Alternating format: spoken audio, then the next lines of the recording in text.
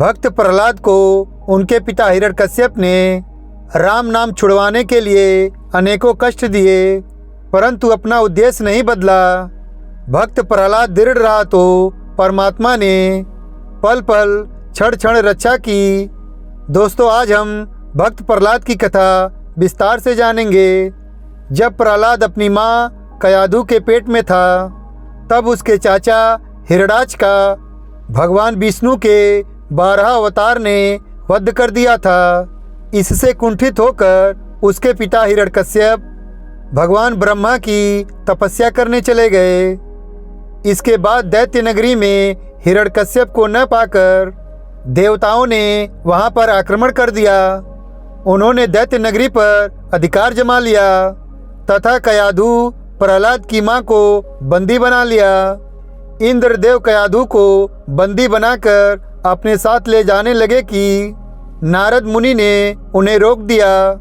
नारद मुनि ने इंद्र से कहा कि तुम एक गर्भवती स्त्री पर अत्याचार नहीं कर सकते, और वह भी तब जब उसके गर्भ में भगवान विष्णु का भक्त पल रहा हो। इसके पश्चात नारद मुनि कयाधु को इंद्र के चुंगल से छुड़ाकर अपने आश्रम में ले आए तथा हिरण्यकश्यप की तपस्या पूर्ण होने तक अपने आश्रम में रखा। इस दौरान नारद मुनि कयाधु को हरि भजन सुनाते व भगवान विष्णु की कथाओं का विस्तार पूर्वक वर्णन करते। नारद मुनि के इन वचनों का सकारात्मक प्रभाव कयाधु के गर्भ में पल रहे अजन्मे प्रहलाद पर भी पड़ रहा था। यही कारण था कि जब उसका जन्म हुआ तब वह विष्णु का भक्त बना। उससे पहले उसके 4 बड़े भाई भी थे जिनका जन्म दैत्य नगरी में हुआ था, किंतु उनमें से केवल प्रहलाद ही विष्णु भक्ति में लीन रहता था। इसी बीच हिरण्यकश्यप की तपस्या समाप्त हो गई तथा भगवान ब्रह्मा से उसने तीनों लोकों में सर्वशक्तिशाली होने का वरदान प्राप्त कर लिया। राक्षस राज हिरण्यकश्यप ने अपने कठोर तप से ब्रह्मा जी को प्रसन्न कर वरदान मांगा। उसने कहा कि उसे कोई भी मनुष्य, पुरुष या महिला, पशु या पक्षी, दिन या रात, घर या बाहर, कहीं भी अस्त्र शस्त्र से नहीं मार सकता है।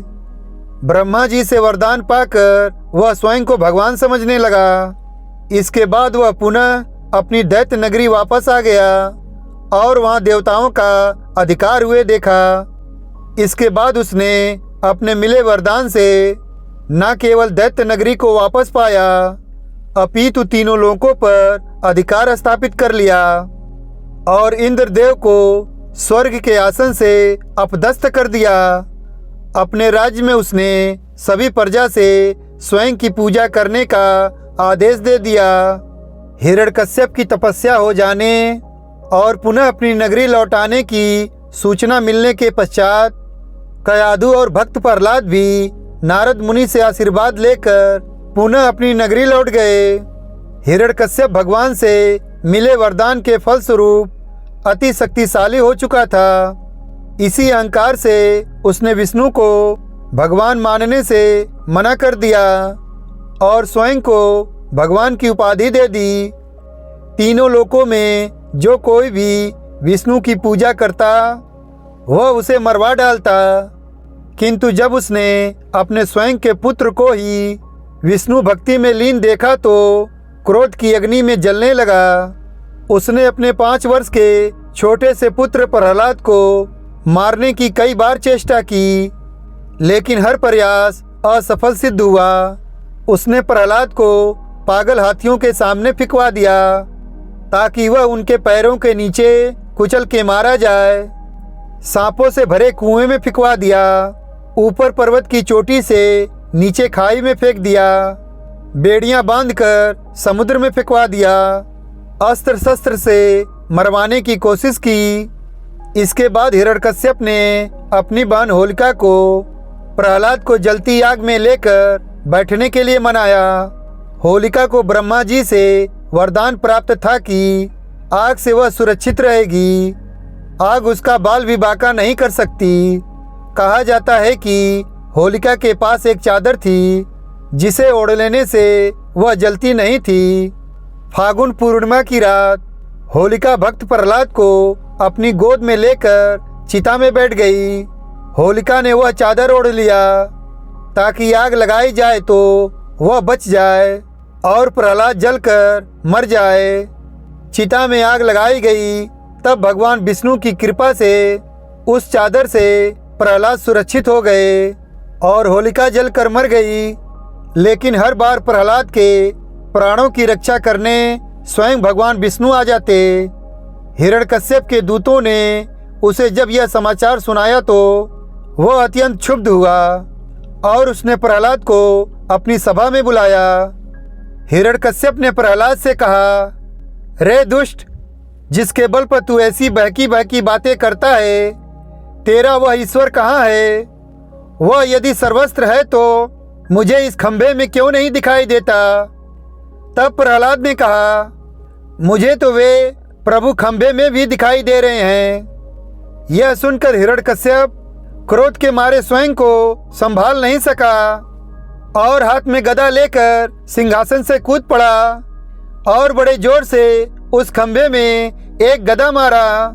उसी समय उस खंभे से बड़ा भयंकर शब्द हुआ और उस खंभे को तोड़कर एक विचित्र प्राणी बाहर निकलने लगा, जिसका आधा शरीर सिंह का और आधा शरीर मनुष्य का था। यह भगवान श्री हरि का नृसिंह अवतार था। उनका रूप बड़ा भयंकर था। उनकी तपाए हुए सोने के समान पीली पीली आंखें थीं। उनकी दाढ़ें बड़ी विकराल थी और वे भयंकर शब्दों से गर्जन कर रहे थे। उनके निकट जाने का साहस किसी में नहीं हो रहा था। यह देखकर हिरण्यकश्यप सिंहनाद करता हुआ हाथ में गदा लेकर नृसिंह भगवान पर टूट पड़ा। तब भगवान भी हिरण्यकश्यप के साथ कुछ देर तक युद्ध लीला करते रहे और अंत में उसे झपट कर दबोच लिया और उसे सभा के दरवाजे पे ले जाकर अपनी जांघों पर गिरा लिया और खेल ही खेल में अपनी नाखों से उसके कलेजे को फाड़कर उसे पृथ्वी पर पटक दिया। फिर वहाँ उपस्थित अन्य असुरों और दैत्यों को खदेड़ खदेड़ कर मार डाला। उनका क्रोध बढ़ता ही जा रहा था। वे हिरण्यकश्यप की ऊंची सिंहासन पर विराजमान हो गए। उनकी क्रोधपूर्ण मुखाकृति को देखकर किसी को भी उनके निकट जाकर उनको प्रसन्न करने का साहस नहीं हो रहा था। हिरण्यकश्यप की मृत्यु का समाचार सुनकर उस सभा में ब्रह्मा, इंद्र, शंकर, सभी देवगण, ऋषि मुनि, सिद्ध, नाग, गंधर्व आदि पहुँचे और थोड़ी दूरी पर स्थित होकर सभी ने अंजलि बांधकर भगवान की अलग अलग से स्तुति की, पर भगवान नृसिंह का क्रोध शांत नहीं हुआ। तब देवताओं ने माता लक्ष्मी को उनके निकट भेजा, पर भगवान के उग्र रूप को देखकर वे भी भयभीत हो गईं। तब ब्रह्मा जी ने प्रहलाद से कहा, बेटा, तुम्हारे पिता पर ही तो भगवान क्रुद्ध हुए थे। अब तुम ही जाकर उनको शांत करो। तब प्रहलाद भगवान के समीप जाकर हाथ जोड़कर साष्टांग भूमि पर लौट गए और उनकी स्तुति करने लगे। बालक प्रहलाद को अपने चरणों में पड़ा देखकर भगवान दयाद्र हो गए और उसे उठाकर गोद में बिठा लिया और प्रेम पूर्वक बोले, वत्स प्रहलाद, तुम्हारे जैसे एकांत प्रेमी भक्त को यद्यपि किसी वस्तु की अभिलाषा नहीं रहती, पर फिर भी तुम केवल एक मनवंतर तक मेरी प्रसन्नता के लिए इस लोक में दैत्याधिपति के समस्त भोग स्वीकार कर लो। भोग के द्वारा पुण्य कर्मों के फल और निष्काम पुण्य कर्मों के द्वारा पाप का नाश करते हुए समय पर शरीर का त्याग करके समस्त बंधनों से मुक्त होकर तुम मेरे पास आ जाओगे। देवलोक में भी लोग तुम्हारी विशुद्ध कृति का गान करेंगे। यह कहकर भगवान नृसिंह वहीं अंतर्ध्यान हो गए। अपने पिता की मृत्यु के पश्चात प्रहलाद तीनों लोकों का राजा बन गया। दैत्य कुल से होते हुए भी उसने अहिंसा तथा धर्म का मार्ग अपनाया तथा सभी की रक्षा की। उसके राज्य में सभी प्रजा कुशल मंगल से रह रही थी। वह प्रतिदिन ब्राह्मणों को दान करता था तथा बिना अस्त्र उठाए सभी पर विजय पा लेता था। प्रहलाद के स्वभाव के कारण वह देवता तथा दानवों दोनों में प्रिय हो गया था। जब प्रहलाद बड़ा हुआ तब उसका विवाह धृति नामक स्त्री से हुआ। इस प्रकार प्रहलाद की पत्नी का नाम धृति था, जिससे उसके विरोचन नामक पुत्र हुआ। विरोचन के पुत्र का नाम बलि था, जिसका मान भंग भगवान विष्णु ने वामन अवतार लेकर किया था। अपने दानवीर व्यवहार के कारण एक दिन इंद्र ने प्रहलाद के साथ छल किया था।